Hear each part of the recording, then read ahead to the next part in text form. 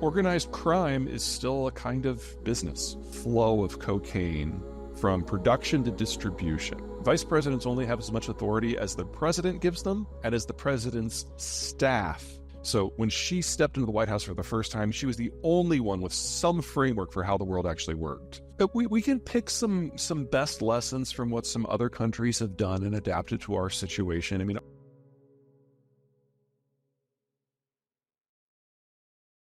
now, we can pick apart the details and find plenty of things to criticize, but the point was the two were on talking terms. And for AMLO and for Trump, that's not always possible. How about recently? There's been a small decline in border crossings. Would you happen to know why? I have uninformed speculation.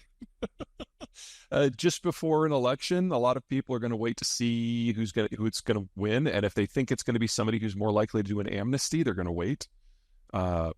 Also, fentanyl is shattering the cartels themselves.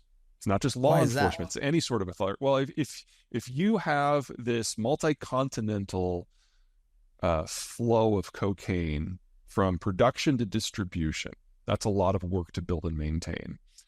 But if Larry and Carol over there in a month can make up $5 million worth of fentanyl, and they don't go through you, and then Jack and Jill do the same thing over there, and Margaret and Bob over there, and all of a sudden you have 100 competitors in your hometown who are making a drug that you don't control, it breaks down your ability to enforce your own cartel structures. That's what's happening currently right now in Mexico? Yeah, it's the fentanyl has come up that fast, and it's that profitable. There's really only one of the cartels, the Familia Michoacan, that has kind of the family broke down during the cartel wars a few years ago, but then when fentanyl popped up, they just exploded back onto the scene. They control most of a port. They're able to get precursors in really easy, and they've basically actually built industrial scale production facilities of fentanyl. But all the rest of the fentanyl is coming from these very small players. And so you may remember that about a year ago, the Sinaloa cartel said, we're not going to get into fentanyl. I'm not saying I believe them, but it was as much about denying the competition the field as anything else. Oh, interesting. They're going through some stuff right now too. Yeah, I mean, organized crime is still a kind of business. Oh my goodness, this is crazy. And I know I have to be respectful for your time. I'm just trying to find the questions that I just really want to have answers to. Kamala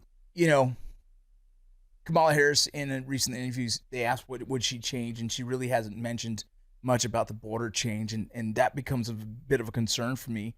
The story of that is kind of funny.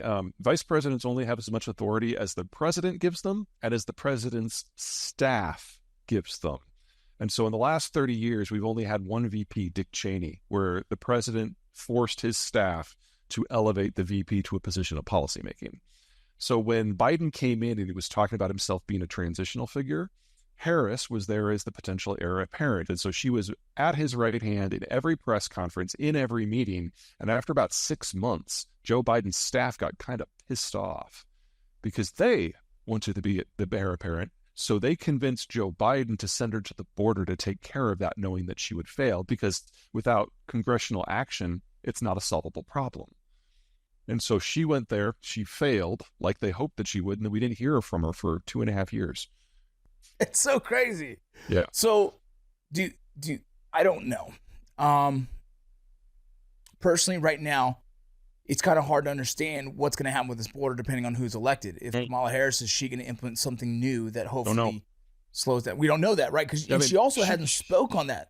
So it makes it challenging to understand. Yeah, no, absolutely. I mean, she, unlike Trump, unlike Obama, unlike Biden, she actually did have a big girl job before she was in the White House. She was a prosecutor. So we know she knows how certain parts of the system, especially with criminal justice, work. All the other three, we got a reality TV star who was a marketer and 2 senators who had never been in charge of anything. So when she stepped into the White House for the first time, she was the only one with some framework for how the world actually worked. Whether that's enough, open question. But aside from knowing her prosecutor background, she is a complete unknown. You should ignore everything that she says because she's just coming up with it in the last few weeks. And there's nothing there that we can believe in or trust. Donald Trump has a record you can judge. And on the border, it's horrific because it established this system where people can basically just walk north. And then he also prevented Congress from doing immigration reform. So, I mean, I'm a political independent. Do I want the complete unknown or the known that's a disaster? And I'm like, oh. Yeah, it's a tough one. I want whoever's going to stop the massive influx. Congress. And you want Congress to act.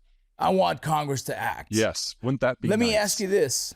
So if it was you're in the position, what are the things that we need to do as a country to hopefully change this illegal immigration problem and also streamline more legal immigration so we could actually have this working space with immigrants who come in here want to do the hard work that most of us won't ever do?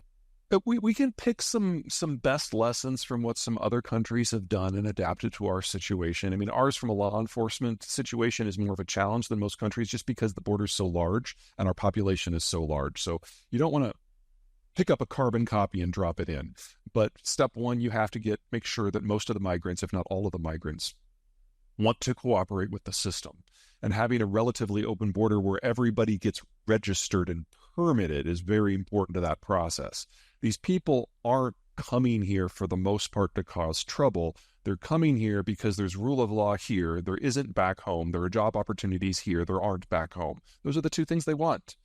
And if we can get them to cooperate with law enforcement, then the rule of law part even becomes more robust for them. So there's easy ways with worker permits and visas to get that done. The second phase is to separate, very, very clearly and firmly separate migration from people who are walking across the southern border from all other forms of migration where we're probably going after more skilled labor. Right now, under Trump, codified under Biden, we have shut down all skilled migration to the United States. You could be a brain surgeon astronaut who took a bullet for the U.S. president in Afghanistan, 17 Purple Hearts, a bunch of Bronze Stars, and you still can't get in the country legally. You have to go to the southern border and walk across.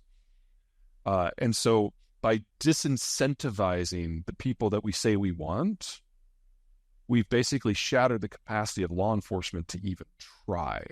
So you establish pathways for legal migration for the people that you say that you want. Maybe you build a point system like New Zealand and Canada have. Maybe you open up certain job categories like, say, the Australians have had. There's a lot of different models you can pull.